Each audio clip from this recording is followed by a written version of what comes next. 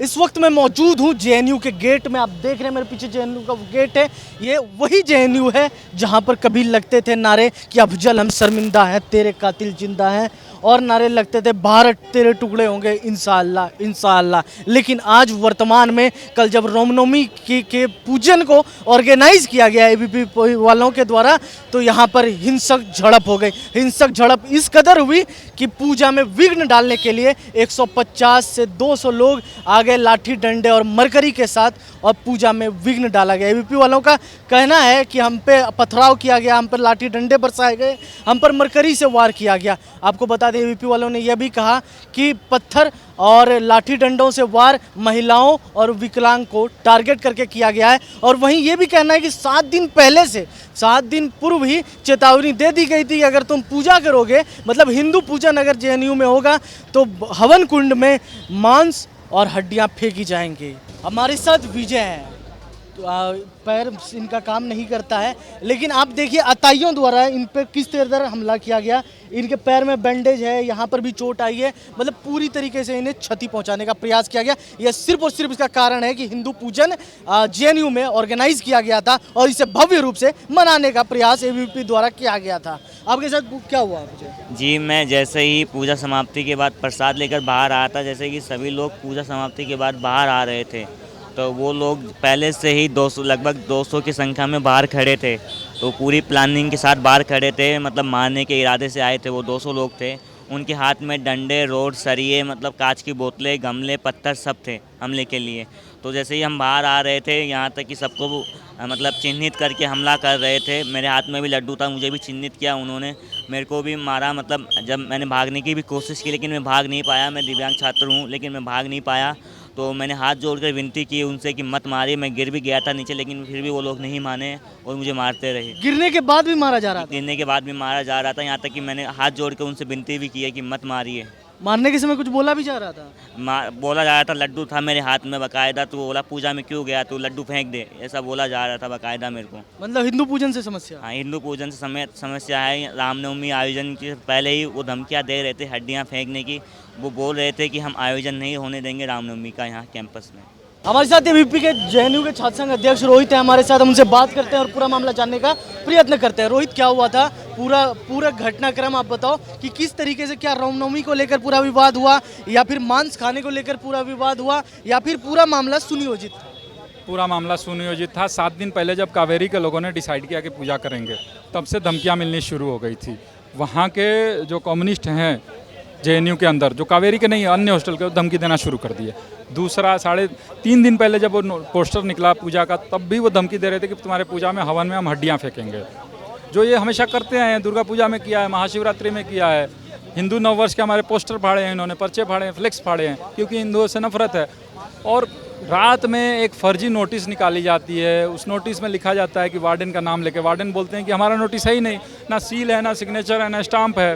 तो यानी प्लानिंग के तहत कि पूजा रुक जाए, डर जाएं ये लोग, पर नहीं डरे। 3:30 बजे हमारी पूजा शुरू हुई। एग्जैक्टली 3:30 बजे आके ये लोग धरना प्रदर्शन शुरू कर दिए, लोगों को रोकने लगे। पर चूंकि श्रद्धालुओं की संख्या ज़्यादा थी, भक्त ज़्यादा थे, पूजा में आने वाले लोग अटेंडेंस ज़्यादा थे, तो ये कुछ कर नहीं पाए। और जब 3:30 बजे पूजा का समय था आपका, तो 3:30 बजे ऐसा क्या हुआ कि वो आगे बढ़ गया? 5:30 बजे आप बताएं कि पूजा स्टार्ट हुआ। ये पूजा में आके पत्थर बरसाना, उसी समय शुरू में पत्थर बरसाया इन्होंने, लोगों को रोकना शुरू किया। पर चूंकि लोग ज़्यादा हो गए तो ये वापस चले गए, लोगों को इकट्ठा करने लगे। और फिर 5:30 बजे पूजा शुरू हुई। इतना इकट्ठा किया कि 8:30 बजे अंधेरा होने तक का इंतजार किया और आके कावेरी हॉस्टल पे डायरेक्ट अटैक कर दिया। कितने लोगों की भीड़ आकर हमला किया? 150 से 200। क्या क्या था उनके पास? उसके पास सबसे पहले तो ये CFL था, ट्यूबलाइट, रड थे, लाठी था और पत्थर था। बोरों में पत्थर भरा हुआ था। आप SFI के प्रेसिडेंट हरेंद्र शेषमा यहीं घूम रहे हैं, उनको उसमें क्लियरली देखा जा सकता है पत्थर चलाते हुए। प्रभाकर है, जितेंद्र है, ये लोग लाठी चला रहे हैं, कोई पत्थर चला रहा है, कोई रड से मार रहा है। प्रफुल्ल के हाथ में चोट लगी है, नोच लिया गया है, देखिए नाखून से नोच लिए हैं, पीछे रड से मारा है। और आपने जैसा बताया कि महिला और विकलांग दोनों को टारगेट करके दोनों पर एक्जैक्टली टारगेट किया गया। विजय है अपने साथ विकलांग है, वो दौड़ नहीं पा रहे थे, वो लड्डू खा रहे थे, इसलिए मार दिया गया कि पूजा में आया हुआ था। आयुष है, इनके पैर पे मारा गया है, रड से मारा गया है, आप देख लो। ये शैतान सिंह के हाथ में मारा गया, रवि के हाथ में 12 टांके आए हैं, दिव्या का हाथ पूरा फ्रैक्चर कर दिया गया, दिव्या के छाती पे आया है, श्रीदेवी के ऐसे अंगों पे मारा गया है। तो ये स्पेशली महिलाओं, दलितों और इनको टारगेट करके, चूँकि ये जान जेएनयू प्रशासन का पूरा क्या रवैया रहा? जेएनयू प्रशासन से बिल्कुल हमें दुख है, गार्ड ने, सिक्योरिटी ने बिल्कुल साथ नहीं दिया, नहीं तो हम बच पाते। हमारे साथ रविराज हैं, आप इनका हाथ देख सकते हैं कि इनके हाथ पर रॉड से हमला किया गया था और इनके हाथ में गहरे चोट के निशान है। अब ब्लड को भी यहाँ पर देख सकते होंगे कि इस तरह हमला किया गया कि पूरा हाथ को पूरे हाथ से ब्लडिंग हो रही है, अभी भी ब्लड के निशान है। क्या हुआ रवि आपके साथ? कल पूजा खत्म होने के बाद हम कावेरी हॉस्टल से बाहर आ रहे थे तो लेफ्ट वाले घात लगा के वहाँ बैठे थे। उन्होंने मरकरी, पुराना वाला मरकरी आपने देखा होगा, उसमें फ्रेम होता है, उससे उन्होंने मारा और मैं अपने आप को बचाने का कोशिश किया, मैं हाथ आगे किया तो चीरते हुए पूरा निकल गया। और हरिंदर सेसमा आपने शायद लिया होगा इंटरव्यू, एसएफआई का प्रेसिडेंट है जेएनयू का, वही मार रहा था। मैं डिफेंड करने अपने आप को कोशिश किया लेकिन वो चीरते हुए निकल गया सीधे।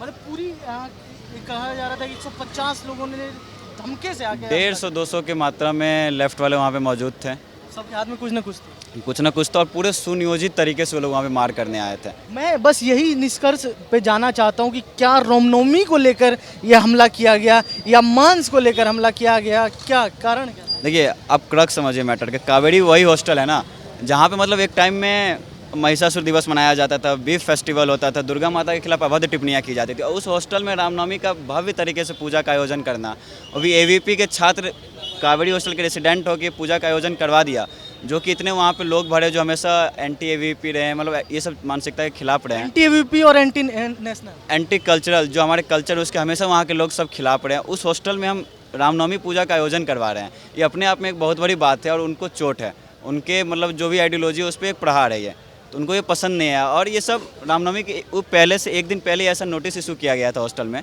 कि ये पूजा को बंद करवाया जाए, वो नोटिस वार्डन ने इशू नहीं किया था। नोटिस इशू करने का अधिकार सिर्फ हॉस्टल के सीनियर वार्डन को होता है, प्रिंटेड फॉर्मेट में ऑफिस ऑर्डर होगा, सील होगा, सिग्नेचर होगा, और हाथ से लिखा हुआ नोटिस इशू किया जाता है 12 साढ़े 12 बजे रात में, जबकि ऑफिस बंद हो चुकी है शाम 5 बजे वार्डन की। ये सब बताइए कि राइट टू फूड थ्योरी के तहत वामपंथियों द्वारा ये प्रयास किया जाता है कि हम मांस खाएंगे। राइट टू फूड सबके पास से हॉस्टल में प्रोविज़न है, जिनको नॉनवेज खाना है वो नॉनवेज खाएंगे, जिनको वेज खाना है वो वेज खाएंगे। नवरात्रा चल रही थी, जो व्रत कर रहे हैं जिनको फलाहार चाहिए उनके लिए फलाहार का भी प्रावधान किया जाता है, तो आपको जो खाना है आप वो खाओ। नॉनवेज का कोई इशू ही नहीं था इसमें, कभी इशू ही नहीं। मैं माही मांडवी हॉस्टल के एक्टिंग प्रेसिडेंट हूँ, वहाँ मैंने नॉनवेज बनाया, उसी वेंडर ने वहाँ नॉनवेज पहुँचाया। पेरियार के प्रेसिडेंट जी एवीपी के हैं, वो अपने हॉस्टल में नॉनवेज बनवाया उन्होंने। नॉनवेज का इशू ही नहीं है, कावेरी में भी बनता है नॉनवेज, जिसको खाना था। यहाँ तक कि वेज खाना जो कावेरी में बना है उस वेज खाना मेस में ताला लगा दिया, वेज खाना नहीं खाने दिया। आपको बहुत बहुत धन्यवाद और हम कामना, पूरी सुदर्शन टीम कामना करती है आप जल्दी स्वस्थ हो और हम आपके लिए आवाज़ निरंतर उठाएंगे। हमारे साथ यहाँ पे कुछ छात्र नेताओं से हमने बात की, निष्कर्ष पे जब हम पहुँचने वाले थे हमें ये पता चला कि किस तरीके से वामपंथी गिरोह के द्वारा टारगेट करके महिलाओं और विकलांग लोगों पर हमला किया गया। वहीं बता दें जिस समय पूजन 3:30 बजे पूजन होना था, लेकिन 3:30 बजे पूजन हो नहीं पाया, जिसके बाद 5:30 बजे करना पड़ा। क्यों? क्योंकि 3:30 बजे वामपंथी गिरोह के द्वारा 150 से 200 लगाकर हमला कर दिए, जिसके बाद ये पूरा वारदात सामने आया। वीडियो जर्नलिस्ट चंदन के साथ प्रेम कश्यप, सुदर्शन न्यूज़।